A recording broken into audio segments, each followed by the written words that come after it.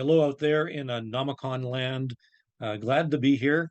My name is Chris Rutkowski, and you probably have never heard of me, but I'm going to tell you some things about some particular UFO documents that you might not have heard. But first, a little bit about me. I'm going to share my screen and like this. Well, the Air Force is studying UAP, as we all know, and scientists are finally taking UAP seriously. But that sounds a bit familiar, and my only reaction to that is low Canada, as Charles Fort might say or have said. As far as me, well, I'm a science writer who's specialized in talking about UFOs for quite some time. I have a number of books out. Along the way, I've met some very eminent experts. But I really started out as a Fortean in general. My one of my first books was Unnatural History, True Manitoba Mysteries, and I covered not just UFOs, but everything from crop circles, hauntings, paranormal phenomena, Sasquatch, lake monsters, all that weird kind of stuff. So I really was very, very diverse, and it took a while to specialize. I've been called a maven because of the fact that I've been giving presentations and talking and offering my ideas and opinions on a lot of things for quite some time. I've also played some music, but that's another argument. I've been a ghostbuster, described as a ghostbuster because of my paranormal investigations and investigations in haunted locations, like the Barbara Burns Food Innovation Laboratory, where the caretakers refused to come to work because the place was haunted and they wanted to get the whole place exorcised before returning to work. Again, that's another topic. There's actually a lot of ghost and paranormal history in Manitoba, where I am here in Canada. This is actually a statue of a ghost horse that was said to roam the Manitoba prairie. Again, another time. This is one of the haunted locations in Manitoba. This is a haunted nunnery where my wife and I did some investigation by staying the night. There's a number of hotels and odd places in Manitoba where ghost hunters have really spent some time investigating, and they've come up with some interesting stories. Again, another time. There's catacombs in Manitoba. There's Sasquatch in Manitoba. Here's a cast of a Bigfoot. And I mentioned lake monsters at the beginning. Manitoba has its own version of the Loch Ness Monster called Manipogo, not to be confused with Ogopogo, its British Columbia cousin. There's actually a great provincial park named after it in Manitoba. And of course, I've been studying crop circles. As you can see, I'm outstanding in my field. Pause for laughter. Okay. Along the way, I've met a lot of interesting individuals. This is myself with Joseph Allen Hynek. My hair was considerably less gray then. And here I had less hair because I, of course, was meeting with Lauren Coleman, the cryptozoologist. But it's this guy on the right that is actually partly responsible for the topic that I'm going to be talking about tonight. This is Paul Hellyer. He's revered in UFO circles for the fact that he was Minister of Defense for Canada and came out with an adamant opinion that aliens were real. They were living among us on Earth. There were several different varieties of them. And that the American government was in communication with them. This, despite the fact that when he made these statements, he was already 50 years or so after he had a security clearance. So, kind of, how did he know this, and why was he making these claims? But it's because of him that this document was produced. And what it is this is a briefing for the Chief of Defense Staff on unidentified flying objects, 15th of November, 1967. What happened was that after Paul Hellyer left the position of Minister of Defense, there was a new Minister of Defense who was appointed, and that person had to be briefed on what was going on. And so his sort of second in command, the person who advised him from the military, was the Chief of Defense Staff. And this briefing was prepared by a fellow named Robertson for the Chief of Defense Staff, who was going to inform the new minister what Canada was doing regarding UFOs in 1967 at an official level. This document has become to be known as the Robertson Briefing, not the Robertson Committee. That's in the States and CIA and all that sort of stuff. This is the Robertson Briefing in Canada. And why am I talking about it? Because it shows that, more than 50 years ago, Canada was already ahead of the pack doing a lot of the stuff that we're hearing about today, and actually is very, very relevant. So I'm talking about this because of what's happening today to show you everything old is new again in some ways. Well, according to the Canadian government, as part of this briefing, and the briefing document itself is 27 pages long. I'm not going to show the whole thing, but excerpts from it. But to give you an idea what it was all about, this is from early in the document. And it says that UFO reports came through a lot of different sources from citizens, police officers, various government departments, and Department of National Defense, so Air Force, Army, Navy bases throughout Canada. And it has a definition of UFO, which is a little bit different from what many people use. But this is what UFOs were considered by the Canadian government and military back in 1967. A UFO is an unusual aerial sighting which the observer is unable to identify or explain. It has nothing to do with whether it's, been investigated or, it's been thoroughly analyzed. Simply unidentified flying object. If somebody saw something they couldn't identify, it was a UFO.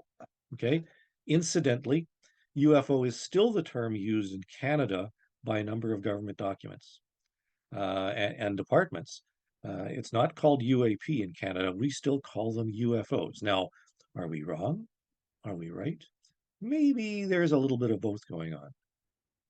This is another page from the document, and I'm going to zoom in on a particular section here where it says UFO reports that are referred to national defense for investigation followed a varied career. So the idea is that UFOs were bounced around like a hot potato. First, they were forwarded to the Air Defense Command.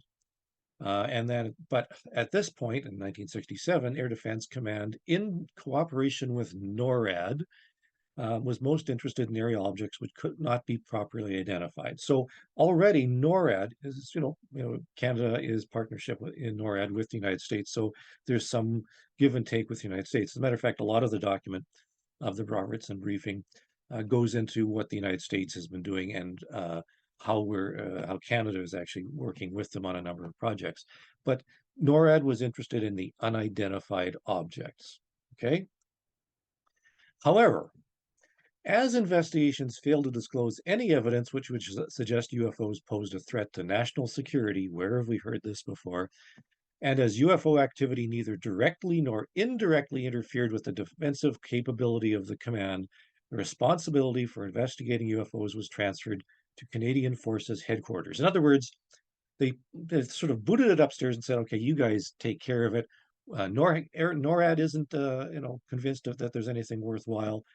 Strategic Air Command, but let's send it to headquarters. See what headquarters has to do with it. Well, the director of intelligence coordinated some Department of National Defense action on UFO reports. And it showed that this fellow named Dr. J.C. Arnell, who was at that time a scientific deputy chief of technical services, was an active and interested participant in dealing with UFO matters. Little bit of an aside, this guy was an expert in chemical warfare. He did work alongside his American counterparts and really knew his stuff. He was, very much so involved in counterintelligence. And here he is in 1967 dealing with UFO matters, an active and interested participant in dealing with UFO matters. And just before this briefing was produced in 1966, the responsibility for investigating UFO reports was transferred to the director of operations. Now, that's sort of, again, being booted to another department within the Canadian government. Well, later in this document, it talks about what UFOs were. And according to the Canadian government, what were UFOs? Well, there's a number of explanations. First of all, hoaxes. Okay, fair enough. Hallucinations, mass hysteria, or rumors. Lay misinterpretation of well-known physical phenomena, such as, stars, planets, all that sort of stuff. Advanced technologies, such as test vehicles, satellites, and re-entry effects. Okay, this kind of sounds what we've heard recently. Poorly understood physical phenomena, such as rare atmospheric electrical effects, clouds, other things. Poorly understood psychological phenomena, or unusual aerial sightings which the observer is unable to identify or explain, namely UFOs. So UFOs were UFOs. Okay, if it's not one of those things, then I guess the default was we don't know what it was. Well, recent activity and recent discussions by the University of Toronto will noted that it will undertake a serious academic review of with the object of determining whether UFOs are unable or sort of amenable to scientific study. University of Toronto, a scientific institution, in 1967 took it upon themselves to look at UFOs scientifically. Now, we've heard of some scientific institutions relatively recently decided that they're going to do that. And this paper briefing also notes the current journals of the American Association for the Advancement of Science. Notice the AAAS also had something recently on UFOs, have recently contained letters suggesting that some serious thought be given to the scientific evaluation of UFOs. Familiar, huh? It has become quite evident that a number of scientific agencies are beginning to show an interest in UFOs and are accepting the view that the investigation of UFOs is primarily a scientific responsibility and to a lesser degree one which concerns the military. Okay, primarily a scientific responsibility and maybe the military. This was a basic difference in the Canadian view of UFOs, that Canada viewed it as a scientific problem first rather than a military problem, which is reversed in general in the United States, where it seems that the Pentagon is driving the UFO investigation, and then the science is sort of following somewhere down the line with NASA and the AARO and Galileo project and that type of thing. But notice here, 1967, Canada was already talking about science and devoting scientific studies to UFOs. Well, the briefing also described what had already been done regarding UFOs. So what are they looking at in terms of UFOs at all? And it noted, and by the way, this was a slide presentation that was given. We do know, for example, that in the United States there were, we do have some slides which were produced, but we don't know what actually was discussed. For the Robertson briefing, we have what was discussed, but we don't have the slides. Well, it'd be nice to see those, but we search for them when you can't find them. Anyways, when a UFO report came in, the operations staff first endeavor to classify the information. So what kind of report is this? So category 1, information which suggests the type of phenomena associated with fireballs and meteorites. Okay, category 1, it's not that interesting. Fireballs, meteorites. But it was category 2 that does not conform to the physical patterns usually associated with fireball or meteorite activity. And this produced a very interesting department within the Canadian government called the Non-Meteoric Sightings File. Basically, from the view of the scientists, either UFOs were meteors and fireballs or not. And they actually had a file called the Non-Meteoric Sightings File where all the other reports went. And that's a huge file that we've burrowed into, and I've actually written about a number of times, where all the UFO reports went. They were non-meteoric sightings. But reports classified under category 2 were reclassified into one of 3 classes, right? Okay, follow this. There's 2 categories, meteors and not meteors. And the non-meteors were further broken down. Class A, that needed formal investigation. Class B, interesting, but maybe not investigate. Class C, no value, don't bother with it. Okay, that's quite interesting in itself. That that of the not things that were not already considered meteors, there were some that sort of rose to the top, and they needed formal investigation by the government in one way or another. How many cases were involved? Well, in the last 2 years, so 1966 and 67, the number of UFO reports received increased.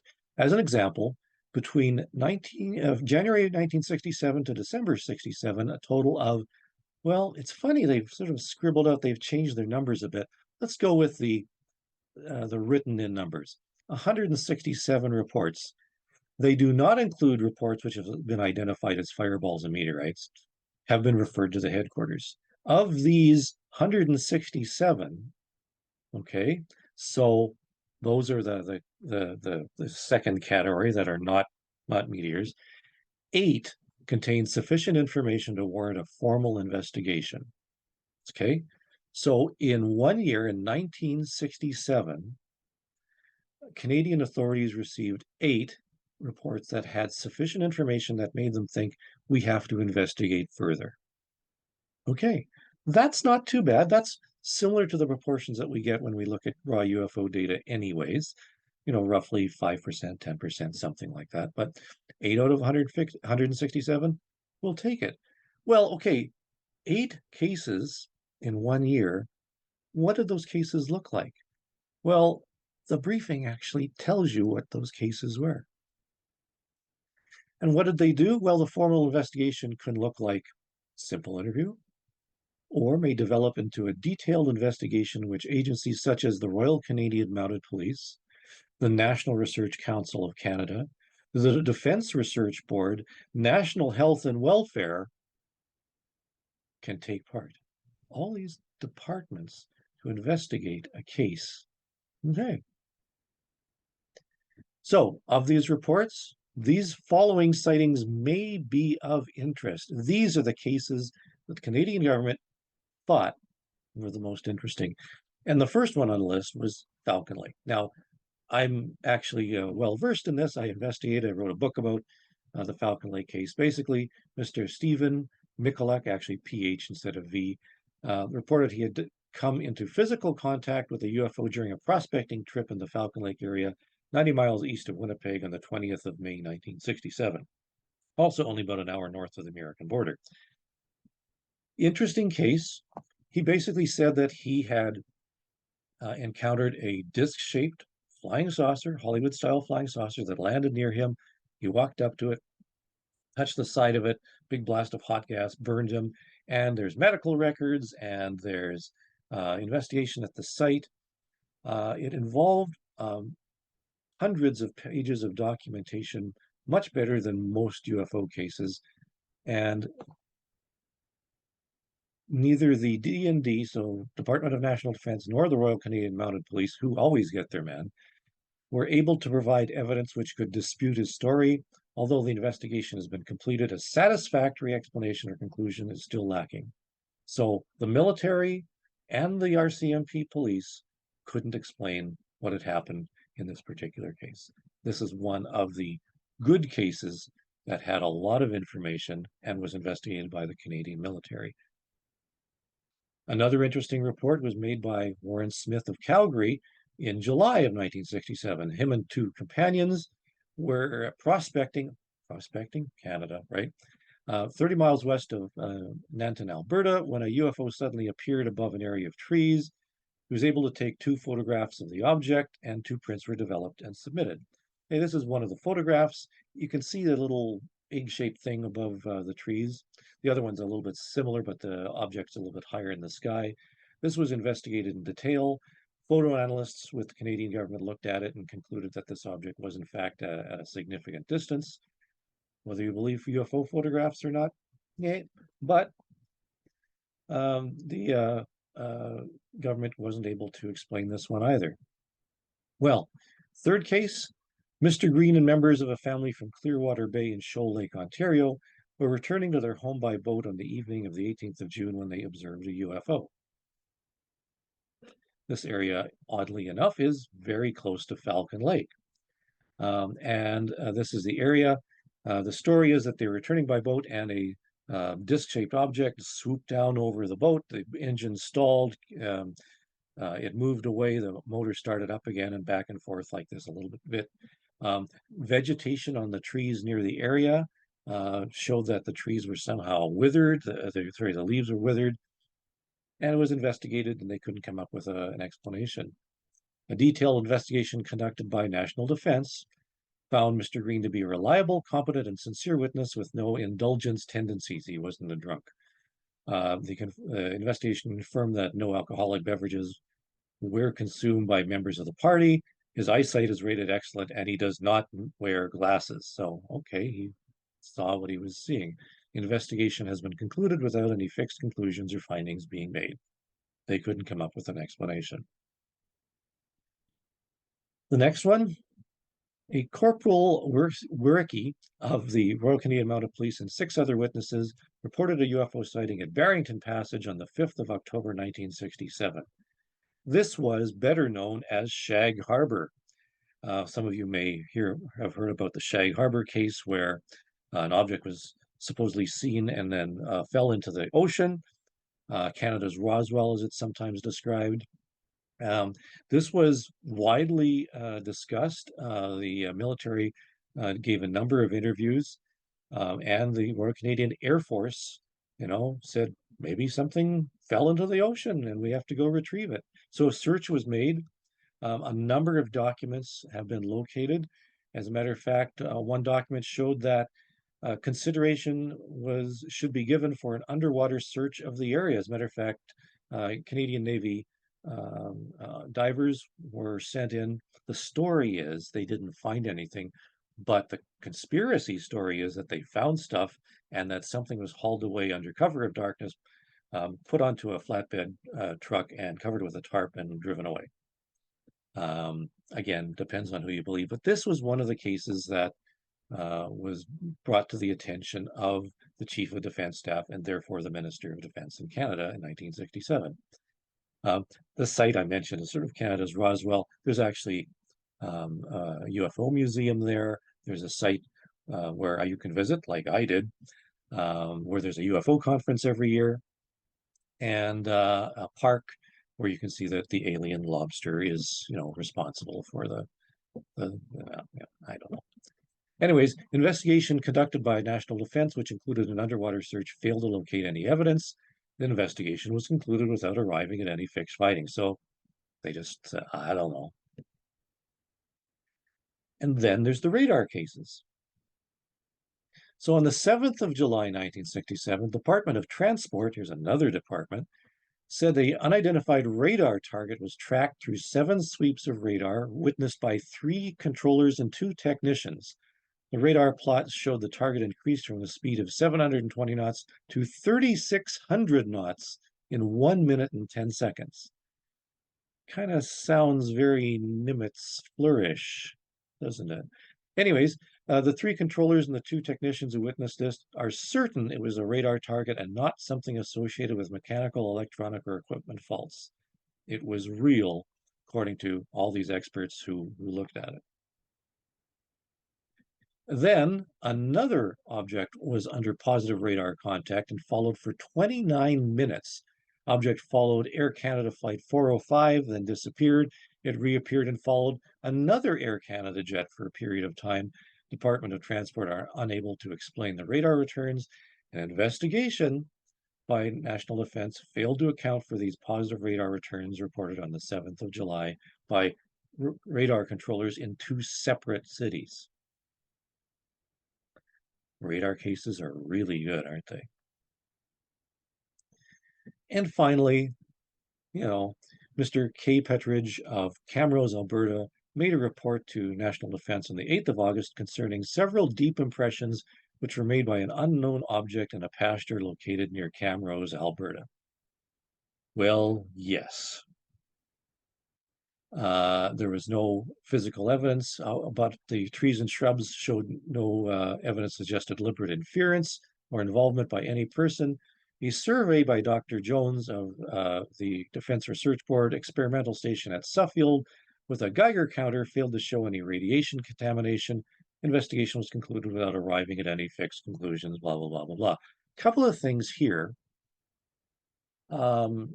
Suffield still is a major Canadian military base where secret tests are underway. It is Canada's Roswell in many ways. Experimental aircraft are tested there. Some chemical warfare studies are done out there. And he tested it with a Geiger counter. Another part of the document says they tested with the Geiger counter because of the radiation found at the Falcon Lake case. Oh, didn't I mention that? Oh, okay.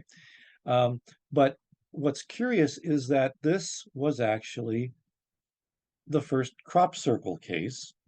1967, this is a photo taken by National Defense. You can actually see the mark in the ground. There's a number of photos that are part of this. And this shows that, crop circles are found in Canada long before anything was reported in England. Not only that, this was investigated by the Canadian military, and there's actually a documented report titled, as you can see here, On-Site Inspection of Reputed UFO Landing Marks at Duhamel, Alberta. No UFO was seen. Marks were found in the ground, and according to National Defense, these were UFO landing marks. So 1967 Canada crop circles investigated by the government? I'd say this sounds a little familiar in a lot of other ways, but in other ways, Canada was ahead of the curve. Curve being the marks and okay, forget about that. Well, who's in charge of investigating the UFOs?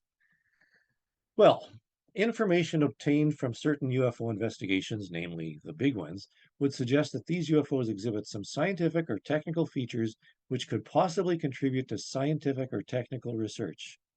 Science!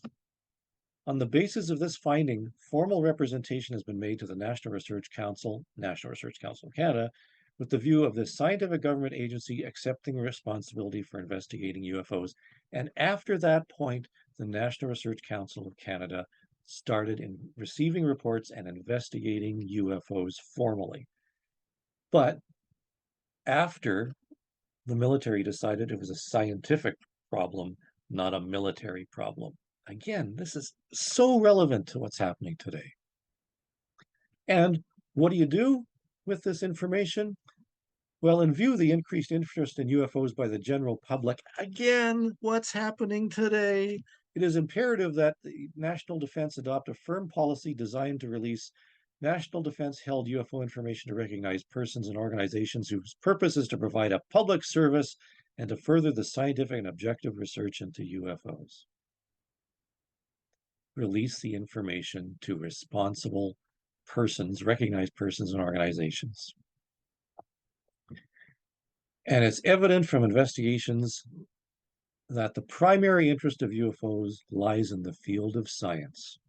Gosh, that's so nice.